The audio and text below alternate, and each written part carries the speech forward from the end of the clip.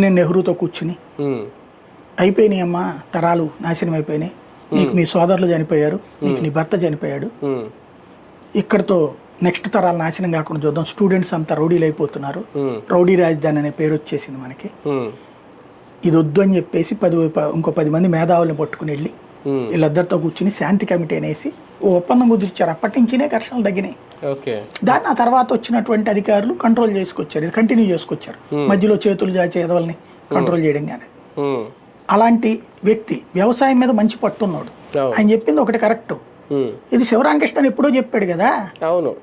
కాకపోతే అది మన రాష్ట్ర ప్రజల ప్రారంభం, వాళ్ళు అది కోరుకుంటున్నారు కాబట్టి మనం ఏం చేయలేము. ఇప్పుడు ఏంటి, వ్యవసాయం పరంగా చూస్తే మీ గోదావరి జిల్లాలు ఒక ఆస్పెక్ట్, ఇప్పుడు మీ గోదావరి జిల్లాలో ఏమవుతున్నాయి, ఆక్వాకి పోతున్నాయి ఎక్కువ. అక్కడ మీకు 3 పంటలు పండుతాయి, మాకు 3 పంటలు పండేది కృష్ణా గుంటూరు జిల్లా.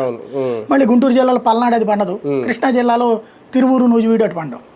ఇక్కడ 2 మెట్ట ప్రాంతాలు ఉన్నాయి, మీకు అక్కడ జంగారెడ్డిగూడెం అయ్యేట్టు ఉంటాయి. అట్లా నేను ఇవన్నీ తిరిగి ఉన్నాను కాబట్టి నాకు గుర్తుంటుంది అనమాట. అట్లాగా ప్రతి జిల్లాలో కూడా ఒక పవర్ఫుల్ ఏరియా ఉంటుంది, ఒక వీక్ ఏరియా ఉంటుంది. ఇప్పుడు ఈ ఏరియాలో అత్యంత పవర్ఫుల్ ఏరియా ఏదంటే కృష్ణా గుంటూరు జిల్లాలు, విజయవాడ, మంగళగిరి, ఈ రూట్.